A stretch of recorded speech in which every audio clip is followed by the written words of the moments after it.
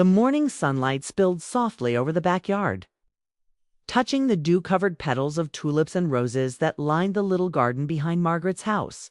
She had always loved this time of day, quiet, golden, and still. The air smelled like damp earth and lilac, and every sound, from the distant chirp of robins to the hum of bees, felt like part of a peaceful rhythm she had known all her life. At 63, Margaret found comfort in routine. Her mornings started the same way: a cup of tea, soft classical music from the kitchen radio, and an hour tending to her flowers before the world truly woke up. But today was different. Today she wasn't alone. Her grandson Ethan had come to visit for the weekend. It wasn't often that he did. He was 22, studying engineering in the city, living a busy life full of work, friends, and endless screens. But lately, his calls had become more frequent, shorter, softer, filled with questions about how she was doing and whether she needed anything. When he mentioned he'd like to spend a few days at her house, she felt an unexpected warmth fill her heart. It had been a long time since anyone had filled this quiet home with young laughter. When she heard the back door creak open, she turned, shading her eyes from the light. Ethan stood there, dressed in jeans and an old t-shirt, holding a tray of small seedlings. "Grandma, where do you want these?" he asked, his voice carrying that easy mix of confidence and gentleness she always admired in him. "Bring them here, dear," she said, pointing to a patch near the rose bushes. "They'll do well where the sun hits in the morning." He walked across the grass, his footsteps crunching softly against the gravel path.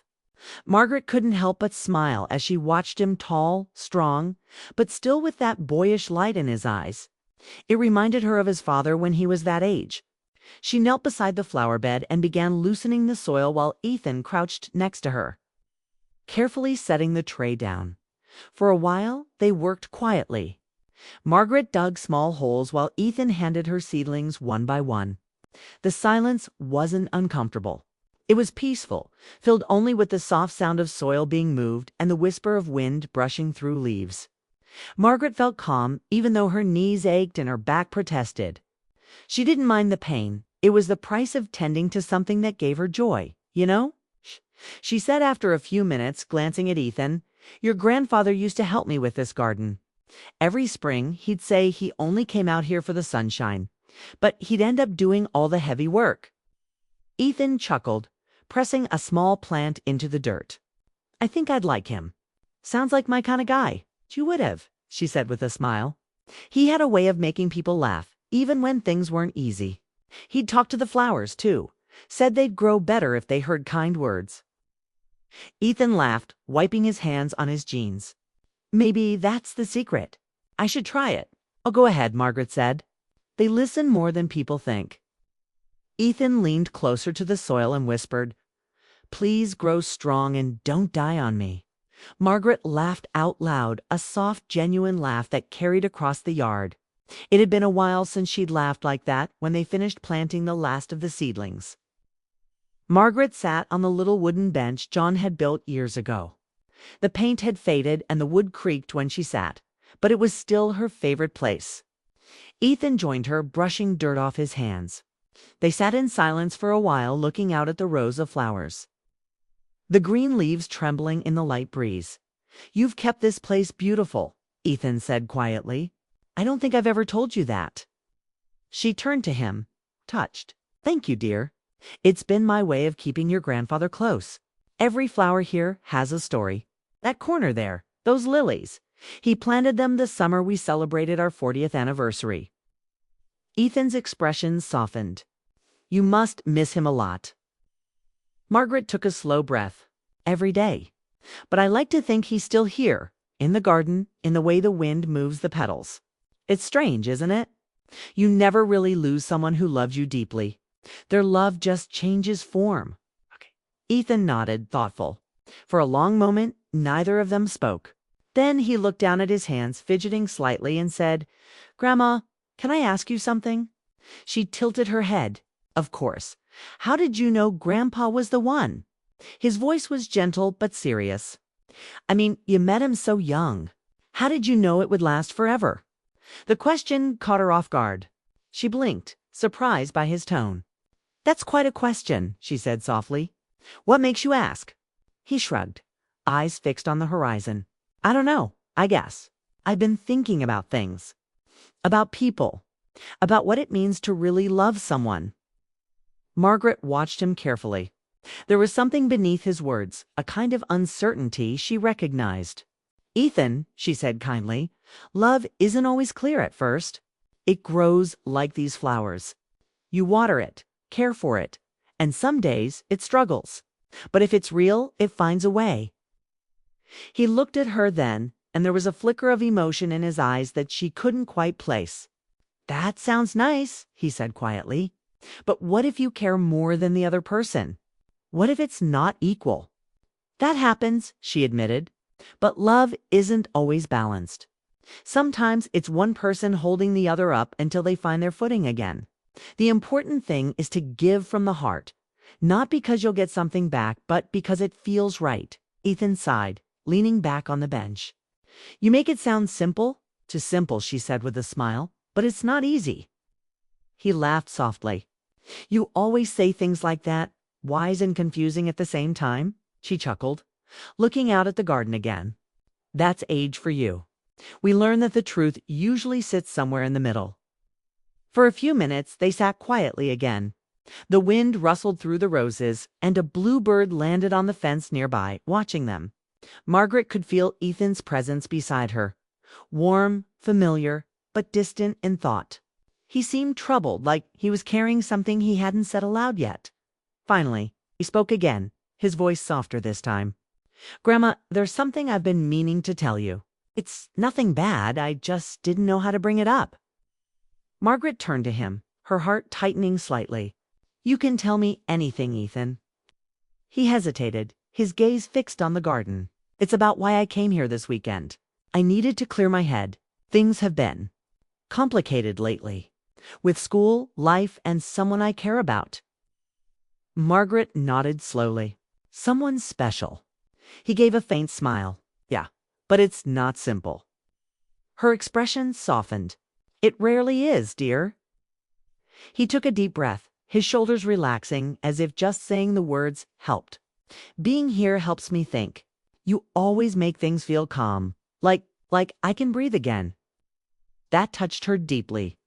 I'm glad, she said. That's what this place is for, peace. Ethan looked at her for a moment, his eyes thoughtful. You know, Grandma, you're stronger than anyone I know. Margaret felt her throat tighten. She smiled, brushing a bit of dirt from her gloves. Oh, Ethan, you just don't see the cracks from far away. He shook his head. No, I mean it. You've lost so much and still find beauty in small things. I wish I could be like that. She looked at him, really looked, and in that quiet morning light, I don't know, she saw not just her grandson, but a young man trying to find his way in a world that moved too fast. Her heart ached with love and pride. The breeze carried the faint scent of lavender through the yard. Margaret took his hand gently and said, Ethan, you already are like that. You just haven't realized it yet. He smiled, but his eyes held something deeper. Gratitude? Maybe. Or an emotion he couldn't name. They sat there for a long time, surrounded by flowers, silence, and the soft hum of life. Margaret didn't need to ask more. She knew whatever had brought him here was already healing in small, quiet ways. As the sun climbed higher, Ethan stood and said, Grandma, thank you. Really. She smiled up at him. You don't need to thank me, dear. Just promise me you'll keep growing, like the garden. He nodded, looking down at the flowers. I'll try. And as Margaret watched him walk toward the house, the light catching his hair just like John's used to, she felt something settle inside her, a sense of peace she hadn't felt in a long time. The soft glow of the sunset spilled across the kitchen floor as Margaret rinsed the soil from her hands. The day had been long but peaceful, the kind of day that reminded her why she loved her quiet home. The smell of baked bread filled the air, and the gentle ticking of the clock was the only sound breaking the calm. She looked out the window at the garden they had worked on that morning. The new seedlings looked small but full of promise. Ethan had gone upstairs after lunch, saying he needed to make a few calls. Margaret didn't think much of it. Young people always had things to manage: classes, friends, endless connections through their phones. But as evening settled in and the sky turned a deep orange, she began to hear faint footsteps and the low murmur of Ethan's voice coming from the living room. She didn't mean to eavesdrop. She was just passing by with a tray of dinner rolls when she heard him speak, his voice softer than usual, almost strained. "I told her everything," he said. "She understands." Margaret froze in place. The words echoed strangely in her mind. She understands. She hadn't heard who he was talking to. But there was something in his tone, a mix of relief and sadness, that made her pause. She set the tray down quietly on the counter and leaned just enough to catch his reflection in the mirror. Near the doorway, Ethan was standing by the window, phone pressed to his ear, his face half lit by the fading light. "Yes," he continued after a pause. "She's kind and wise. It just felt right talking to her about it." Margaret's heart tightened. Was he talking about her? Or someone else entirely? A silence followed. Then he sighed and said, "I don't know what to do next. It's complicated. I didn't mean for things to happen like this." He rubbed his forehead, pacing slowly. His voice softened even more. "I know, but I couldn't keep pretending. I care about her too much for that." Margaret stepped back from the doorway, not wanting to hear more. Whoever he was speaking about, it was clear Ethan was troubled, torn between honesty and confusion. She didn't want to intrude. Instead, she quietly returned to her chair by the dining table, pretending to be busy when he walked in a few minutes later. "Hey, Grandma," he said with a small smile, his eyes a little tired. "Something smells good." "Just dinner," she replied warmly. "I made your favorite roasted chicken and potatoes. Thought you'd be hungry after all that work in the garden." He smiled, genuine this time. "You didn't have to, but thank you." They sat down to eat, and for a while everything felt normal again. The meal was quiet but comforting. Margaret talked about her garden plans for next week. Ethan listened, occasionally nodding, though his thoughts seemed far away. When the plates were nearly empty, Margaret asked softly, "Is everything all right, dear? You seem a bit lost tonight." Ethan hesitated. His fork paused midair, then he set it down and sighed. "I guess I am a little lost. Just trying to make sense of things." She smiled gently. "Well, talking helps. You don't have to tell me if you're not ready, but know that you can." He met her eyes and smiled faintly. "I know, Grandma. You've always been easy to talk to. I wish more people were like you." That warmed her heart more than she expected. "You flatter me," she said with a chuckle. But he didn't laugh. He just looked at her for a moment, a quiet, thoughtful look that made her realize there was something deeper behind his words. Something unspoken. After dinner, they moved to the living room. The air was cool, the lamp casting a soft golden light across the walls. Margaret sat knitting while Ethan flipped through an old photo album on the coffee table. It was one of those moments that bridged time, the young and the old sharing the same quiet space, connected by memories. He pointed to a picture of Margaret and her late husband, John, standing in the garden decades ago. She was laughing, holding a watering can. John was beside her, his arm around her shoulder. "You two looked happy," Ethan said softly. "We were," she replied. "We had our hard days, but love carried us through." He used to say the secret was to never stop talking, even when the words were hard. Ethan smiled faintly. "That's good advice." Margaret glanced at him. "Are you thinking about someone?" He paused, closing the album. "Yeah," he admitted. "Someone I probably shouldn't." Her hands stilled on her knitting.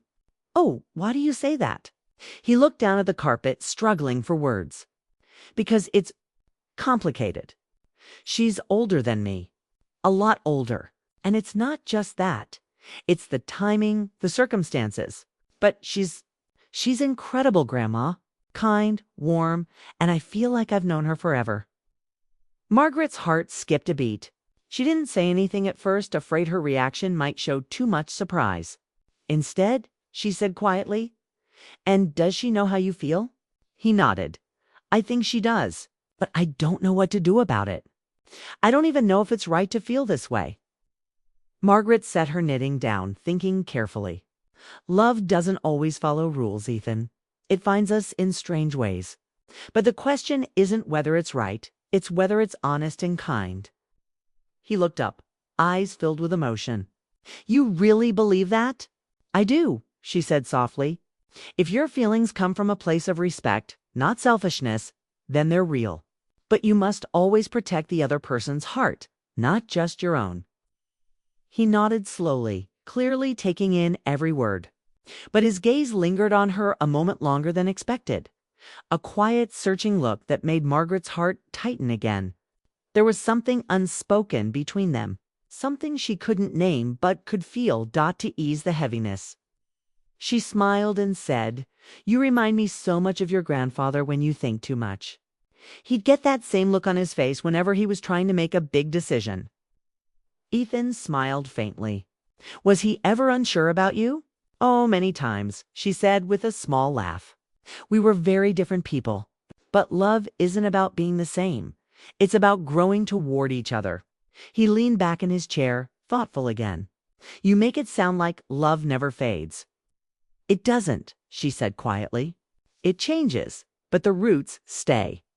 Even now, I feel your grandfather in the garden, in the laughter of our family, in every corner of this house. That's what real love does. It lingers." For a moment, neither of them spoke. The clock ticked softly in the background, the kind of silence that felt heavy but meaningful. Then Ethan said something that caught her completely off guard. "You know, Grandma," he began softly, "I think that's what scares me. Because sometimes I wonder if the person I care about will always stay in my heart, even if nothing happens between us." Margaret looked at him, her expression gentle but uncertain.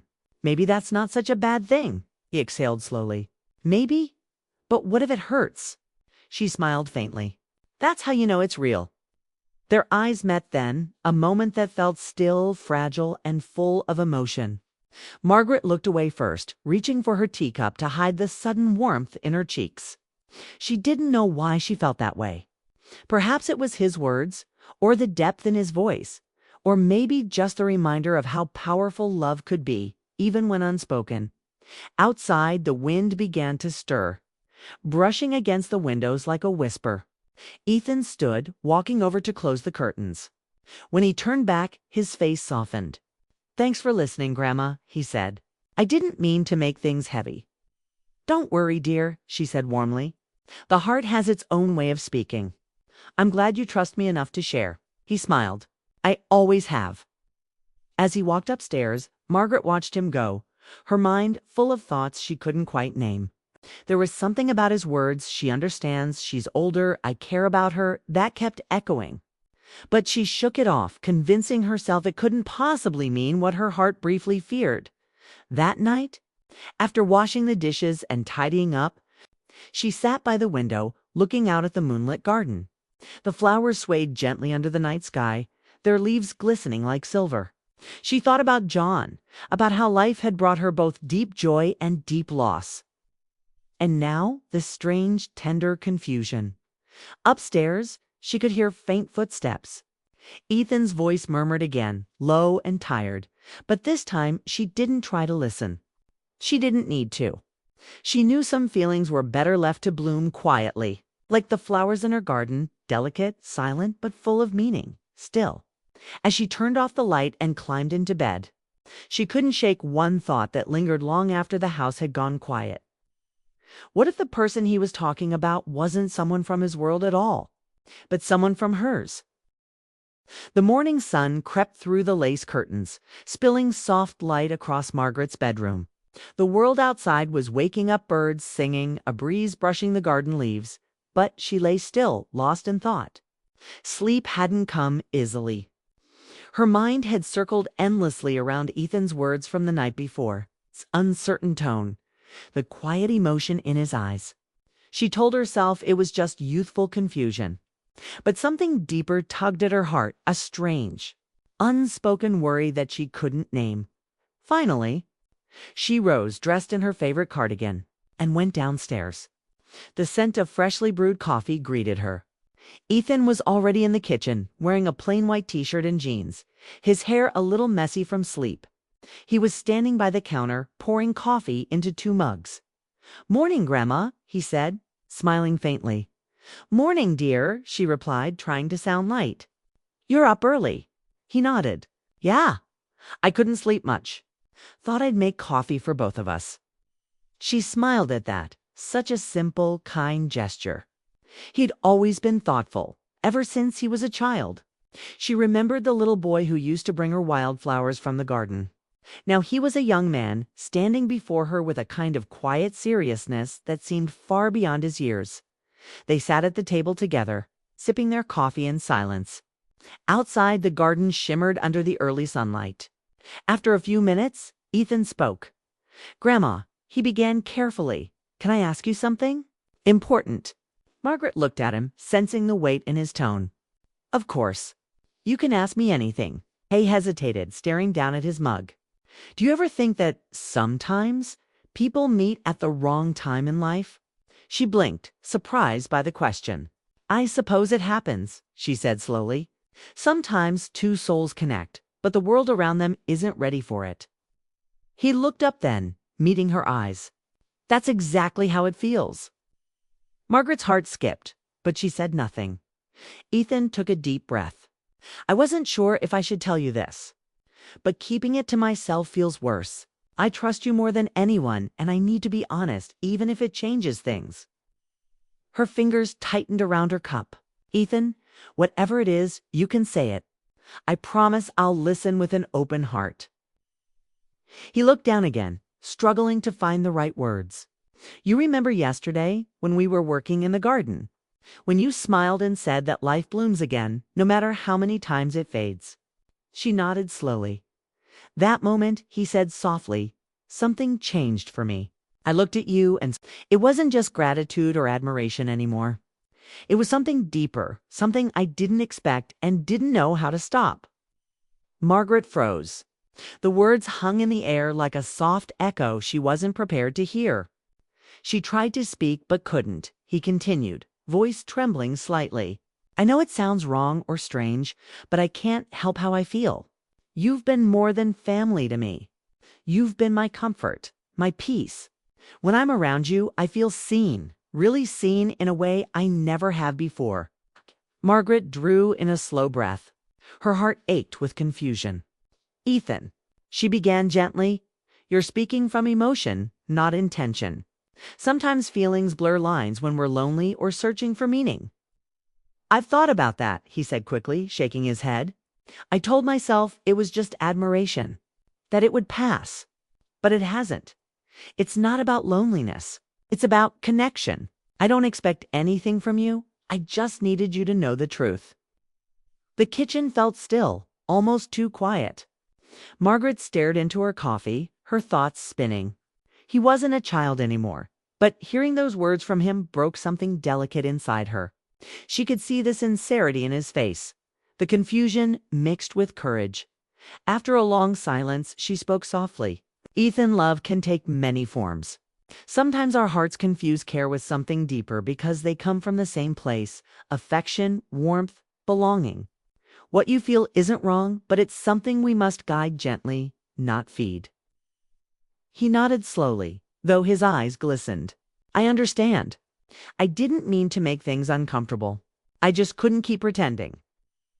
She reached across the table, placing her hand over his. "You've always had a beautiful heart," she said tenderly. "But some feelings are meant to teach us, not stay with us. You'll find someone your age, someone who makes you feel the same peace, the same joy. You're young. Life has so much waiting for you." He looked at her hand resting on his and smiled faintly, though his eyes were wet. "You really believe that?" "I do," she said softly, "because I've lived it." For a moment, they stayed like that, two people connected by honesty and pain. The warmth of her hand over his seemed to calm him. For the first time since the conversation began, his shoulders eased, to change the mood. Margaret stood and said gently, "Come, help me in the garden. The roses need trimming. Working with your hands clears the mind." He smiled weakly and followed her outside. The morning light danced across the flowers as they stepped into the garden. The air was fresh, carrying the scent of soil and blooming lavender. They worked side by side, clipping, watering, pulling weeds. The silence between them wasn't heavy anymore. It was understanding. After a while, Ethan broke the quiet. "You know," he said, "you always make things feel lighter, even when they're complicated." She smiled. "That's what gardens are for. They remind us that every season has its purpose." He chuckled softly, but there was still a hint of sadness in his voice. "I wish it were that easy with people." "It can be," she said. "We just have to let things grow in the right soil." They continued working until the sun was high. Margaret noticed that Ethan seemed calmer now, like he had unburdened something heavy. And though her own heart still felt tangled, she knew she had done the right thing. She had protected not just herself, but him too. When they finished, they sat on the garden bench, the same one her husband had built decades ago. The air shimmered with heat, and the hum of bees filled the silence. Ethan turned to her and said quietly, "Thank you for listening, and for not judging me." She looked at him warmly. "Ethan, love is never something to be ashamed of, not even when it's complicated. What matters is what we choose to do with it." He smiled faintly. "You really are the wisest person I know." She laughed softly. "That's just another way of saying I've made all the mistakes already." He laughed too, and for the first time that morning, the heaviness between them began to fade. The rest of the day passed peacefully. Ethan helped her fix a broken fence post, carried in groceries, and later they cooked dinner together. Everything felt normal again, though beneath that normalcy lay a quiet, shared awareness, a truth they both understood but didn't need to revisit. That night, after Ethan went to bed, Margaret stood at the kitchen window, looking out at the moonlit garden. The roses they had trimmed looked perfect, glowing softly in the silver light.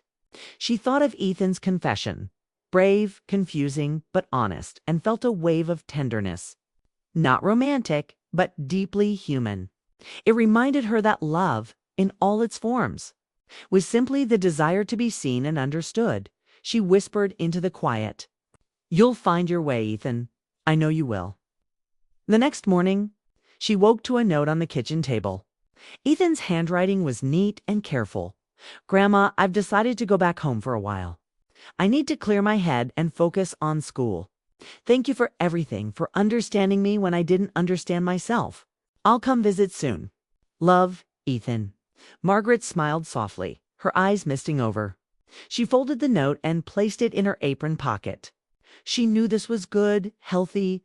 He needed space, time, and distance. And she, too, needed to tend to her own heart, which had carried too many stories already. As she stepped outside to water the garden, the morning sun broke through the clouds, lighting up the rows of flowers they had planted together. She felt peace, not because everything was simple, but because it was honest. Sometimes love wasn't meant to bloom into romance. Sometimes it came to remind us that our hearts were still alive, still capable of feeling deeply, still capable of guiding someone else toward light. Margaret took a deep breath, feeling the soft earth beneath her feet, and whispered to herself, "Love doesn't always end. It just changes its shape." And as the water glistened on the petals, she knew the garden would always hold that memory of the morning when honesty grew and love quietly learned how to let go.